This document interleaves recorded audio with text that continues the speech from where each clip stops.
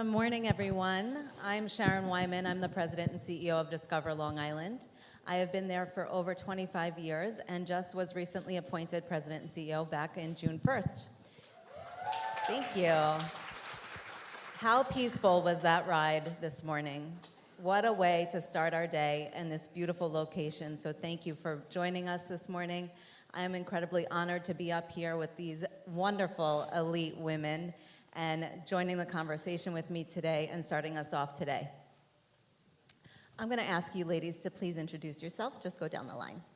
Good morning, everyone. I'm Suzette Gordon, President and CEO of SCO Family of Services, which is a human services agency that's been around for 130 years. I'm very thrilled to be here with you this morning. Hello, everyone. My name is Carina Tom. I'm the proud owner of New World Connect Title Insurance Company. I've been in the title insurance industry for 30 years. Now I'm the proud owner, as of 3 years, of New World Connect Title, and we're servicing the real estate industry, working hand in hand with realtors, lenders, attorneys, and also the public. So I'm happy to be here today. Thank you. Hi, I'm Lillian Paley, Vice President of Business Development and Recruitment with Silver Lining Homecare Agency. We are servicing the 5 boroughs, all of Nassau and Suffolk County, for our pediatric through geriatric population. Love it. Good morning, Palmina Whelan. I am the Capital Program Director for the new Terminal 1. So essentially that means I run all the design and the construction of the new Terminal 1 that we are building at JFK. I specialize in aviation construction. I have been in aviation construction for 3 decades, and I'm so happy to be here with you all. What an incredible lineup this morning, ladies. Thank you so much for joining us. I'm going to start it off with you, Palmina. Let's own our voices this morning and kick it off with you. Leadership isn't about fitting in. It's about standing out. Was there a moment in your career when you realized you had a voice worth using and used it anyway, even though you were scared to? Wow, okay. So I'm going to set Way the to stage. start. Yeah, I'm going to set the stage. Aviation, some of you maybe who are in healthcare, aviation is very specialized. That means everybody expects you to know every single department that runs an airport. And if you ever worked for an airline, you realize there's at least 100 departments. In addition to that, you need to know construction. And if anybody's in construction, you know that there are subcontractors, these are skilled labor forces that know what they're doing. So you want to talk about being a room and being scared shit? That was me. I started this career at a young age. I was the only woman in the room. Some of you may be in careers that the norm for me, females were not. It was not the norm. And there was a moment, so it wasn't a dramatic moment, but there was a series of moments when I realized that I had to own my voice. No one was going to speak for me. No one was going to promote me. No one was going to be my cheerleader. I'm in a room. The men in the room didn't care whether I was there or not there, and I thought, what do I got to lose, right? I'm here, and I'm going to belong here, and I'm going to make my position stand. So there are a lot of times during construction development meetings, but I decided to start asking questions, to make myself known, to hear the voice, whether they thought the question was smart or not, it was irrelevant. But it was about knowing that I was going to be there, letting the environment know that I wasn't going anywhere. Like, I was there, I'm here to stay, you're going to hear what I have to say, whether you like it or not, it's irrelevant, and through that, it built trust. That's incredible. I have a family who is in construction business, so I understand completely, and I have 5 older brothers, so I get it. We're going to kick it off with you, Lillian. What did a defining hardship early in your life or career teach you about resilience, and how does it show up in how you lead today? So I think for resilience, it really started when I was 18. I became a mom very young, and it taught me a lot of lessons. I had to, at that time, I was getting ready to go to college, and I quickly realized that I needed to put myself in the back burner and figure out what these next steps were going to be for my daughter and then my son shortly after that. And I think that experience really shaped how I lead today. I tell my employees all the time that you guys are going to hit challenges. And with those challenges, there are opportunities to learn and grow and become stronger. And so going through all those moments, being a mom, very young, really, made me quite stronger. I leaned on my family. I worked full time. I became a medical assistant. I then decided through that I was going to go back to college. I was going to make something more of myself, something that I felt my kids could be proud of. And so I think that was the resilience part of my career. It's incredible being a mom, being, the only thing that your kids are looking up to, and having that resilience really makes it come through.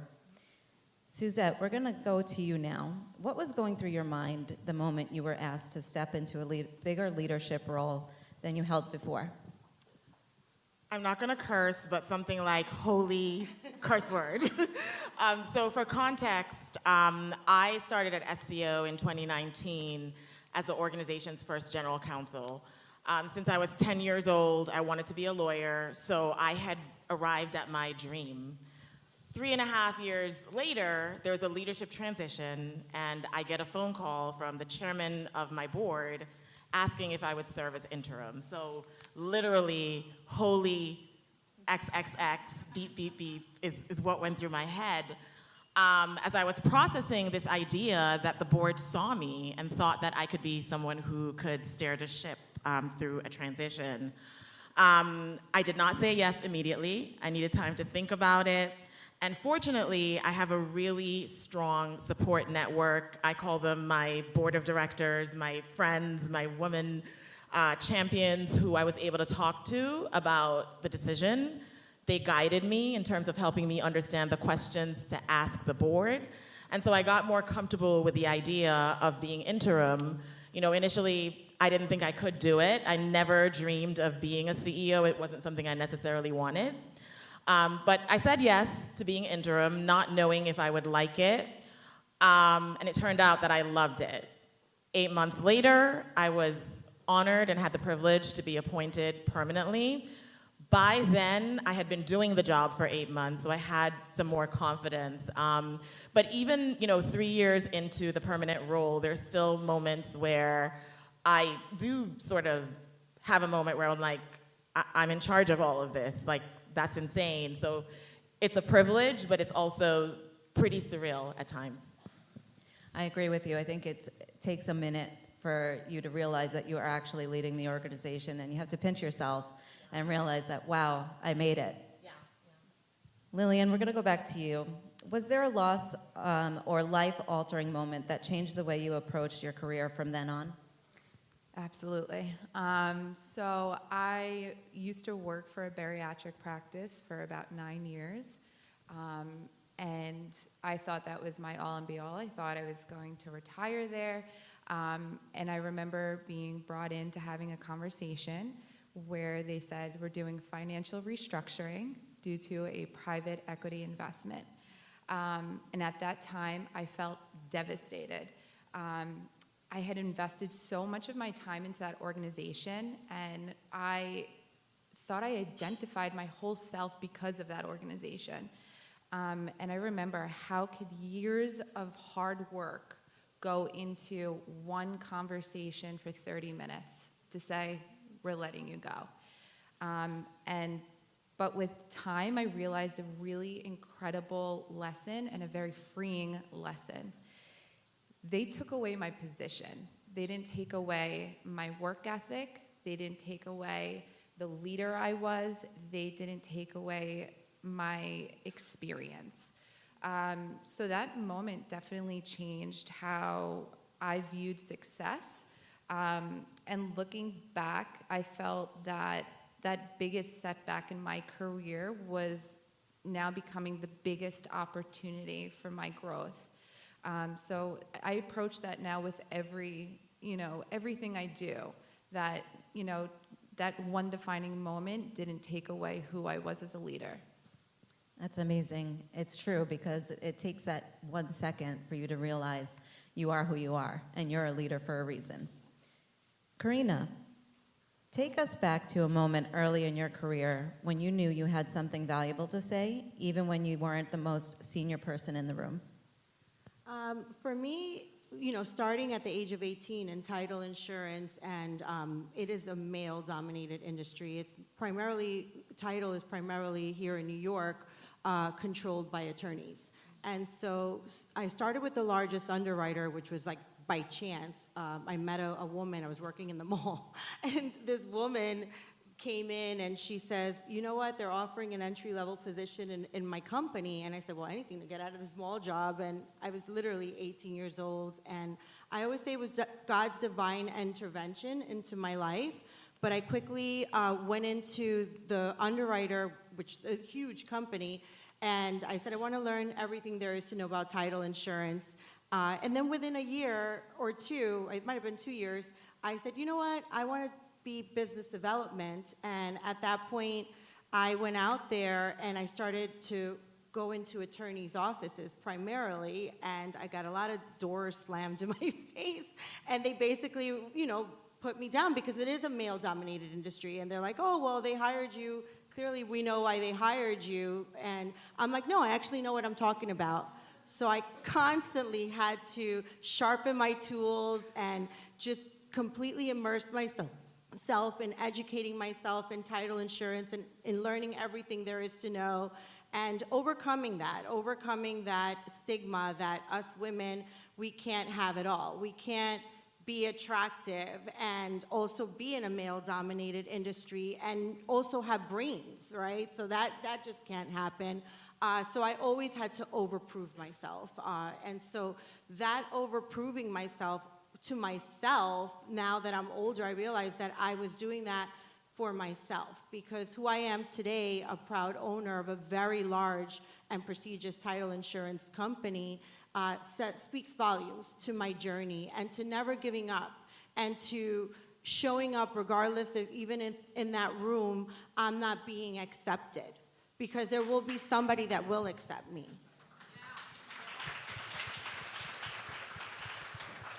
You are your biggest cheerleader, and I think that's so important for women and young girls to understand that you have a voice, use it.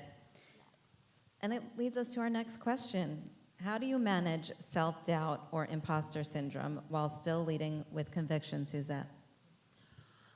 Unfortunately, I experience self-doubt and imposter syndrome. I think it's less so now that I'm older. I just turned 50, so, a lot happens when you turn 50 and you're like, listen, it is what it is. But like any human, because none of us are perfect, I often do experience that. So the first thing that I do is I name it. If I'm feeling a little bit anxious about something, I do sort of pause and have a moment with myself to kind of understand what's happening, and then I also kind of ask myself, why are you feeling this way? But the biggest strategy that I personally have used to counter it is my preparation, which my team's here today, and they could attest to that. I genuinely believe that if you fail to prepare, prepare to fail. I have been in situations where I've sort of not been prepared and I really let myself down, and that's a feeling that I never want to experience. So what I do when I have something to do, I give it a lot of thought, I prepare it, I think about contingencies, I think about the audience, what are they gonna ask, what are they gonna wanna know, and I prepare it up, down, upside down, backwards. When I come to the room, I'm ready. And what that preparation does is it sort of instills confidence that you're good enough. You can do this. I think the other thing that I also have recognized, though, is I don't really mind that little voice in the back of your head when you have something big to do, because the moments where I kind of walk into the space like, I got this, I've actually, fallen flat on my face.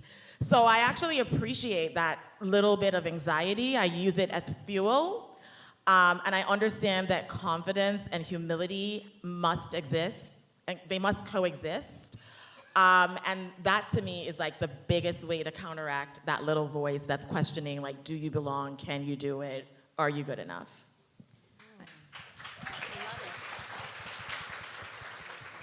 I think that's so true. I mean, I ran into you in the ladies' room before we got in here this morning, and you were ready. I was so excited to see you. I was like, are you excited? You're like, yeah, I'm ready, then I'll be. So incredible advice to women in this room, because unfortunately it is a natural experience to have self-doubt and imposter syndrome. So good advice on how to get over that.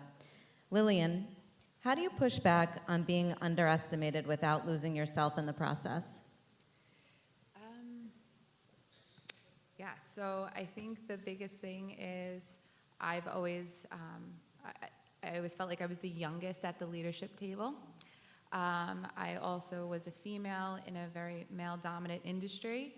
And so for me, I think that I went in with, confidence, and I always felt like I had to prove myself, like constantly proving myself. And then I was exhausted. And I was like, how much more can I prove? And so then I stopped proving myself, and I let my work speak for itself. And I think with that, I lead with empathy and confidence and transparency.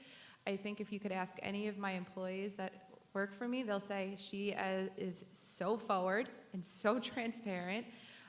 But I also think that makes a huge statement, especially for female leaders. I couldn't agree more. I think leading with love is an important skill to have, and empathy is everything, so it's important. Palmina, was there a decision where being honest about uncertainty actually made you a stronger leader and not a weaker one? I feel like I'm getting all the hard questions.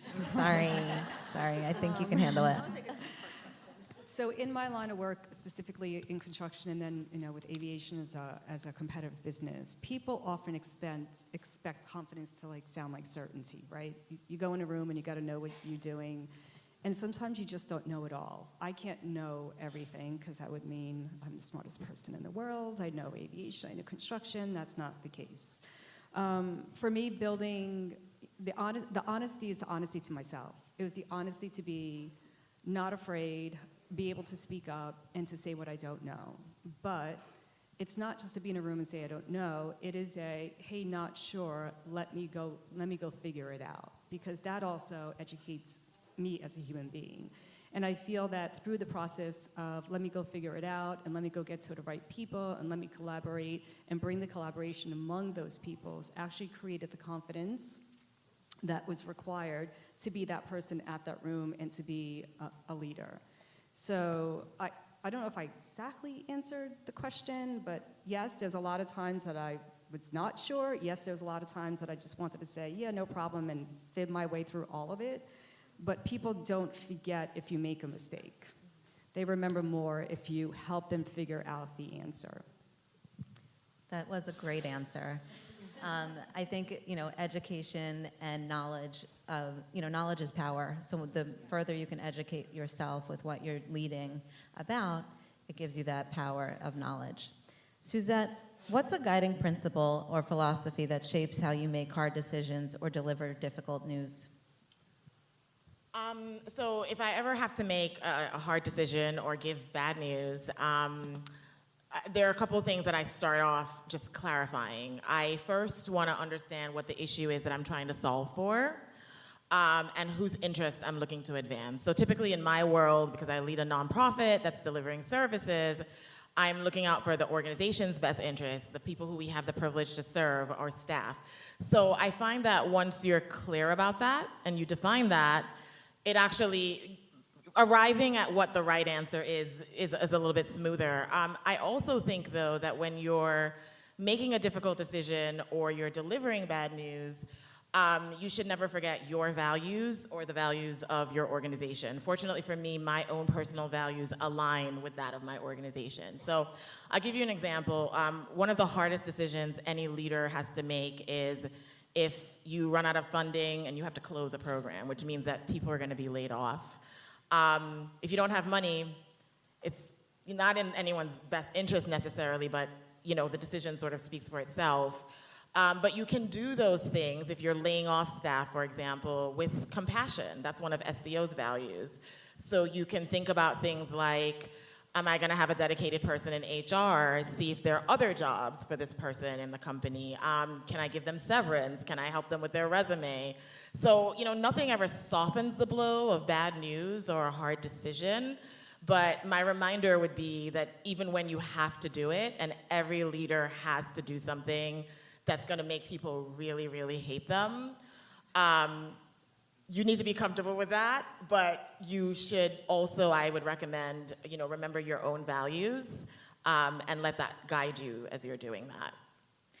Again, so true. I think, being a leader and a CEO in an organization, everything boils down to what's best for the organization. And I think going back to that empathy and compassion and making these decisions as a leader help you as a leader and your team and the organization move forward. Carina, was there a moment you said yes to something completely outside of your day job, and what made you do it? I said yes to something outside my day job. Yeah. I've said yes to a lot of things. Outside my day job. Well, outside my day job, I really like to pour into my cup. And my true purpose, I found my purpose, and what fulfills me is giving back. So I do a lot of missions work or within the community, giving back, supporting all my friends and their organizations. I find myself extremely supportive, but it comes from my heart, and it makes me feel that I'm in my true purpose. So those are things that outside of title insurance that I'm very involved in. I think I answered the question No, that's correctly. incredible. I think that's a part of, healing your soul when you are passionate about something and it's not about your day job and you're actually fulfilling your happiness by doing that. So that's great. I'm going to ask all of you to go down the line. If a woman in this room is sitting on an idea or an opinion, what's the one thing you'd want her to do first thing Monday morning? If the idea is still in your head, write it down. I'll elaborate. So it's tangible, it's real. And then you could do things with it. You could find out, is it a business? Who else does this business? What's the model? What's my competition? Is this something where there's intellectual property? Do I need to protect it before I start telling people about it? But just get it out of your head and on paper.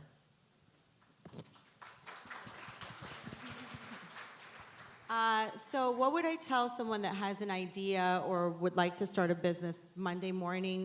The same. Once you put it down on paper or find someone else that has done the same or similar, and go and speak to them and say how they went about doing that business, right? Someone in that same genre of what you're thinking about. I always look for mentors in life. I've had a lot of great mentors. And so for me, I'm not afraid to go up to someone that is already doing something that I'm interested in doing and just asking questions. And hopefully they might even let me, shadow them or, really pick their brain. I'll invite them out to a cup of coffee. So that's where I would start. I would say share it. I think, especially for myself, I spent so much of my time waiting until I felt confident to share an idea that, I look back now and I say, share it. There's nothing that's going to hurt you by scheduling a meeting, sending an email, feeling confident in what you think would be a good idea, because a lot of the times my good ideas come off of other people's ideas. So share that idea and feel confident in sharing it. I'm going to echo the share. Share your idea. Your idea is a living organism, right? It needs to be fed by oxygen and energy. And if you don't share it, it's not going to get the life that it needs. Great answers, ladies, and it becomes real. Like you said, when you write it down, when you put it out to the universe, it becomes a real thought. It's not just locked inside your vault of your brain, and you can actually have a conversation about it. So great advice. Rapid fire, finish this sentence. I stopped asking for permission when? When I discovered my own power. same when I just realized that I've always had the power, believing in myself, but that is constantly pouring into my cup. So I'm able to be the best version of myself. I didn't need the permission to have a voice. I just needed the courage to use it. I'm going to say don't wait till you're 50, because when you hit that, you realize you didn't have to wait till you're 50. But you don't need the permission to take up space, to trust your own judgment, and to be a leader. Incredible answers, ladies. Thank you so much for joining me this morning. I hope you all own your voice and have the encouragement and find a mentor or be a mentee. I think it's really incredible to have a support group system, especially women. So thank you, ladies. Thank you.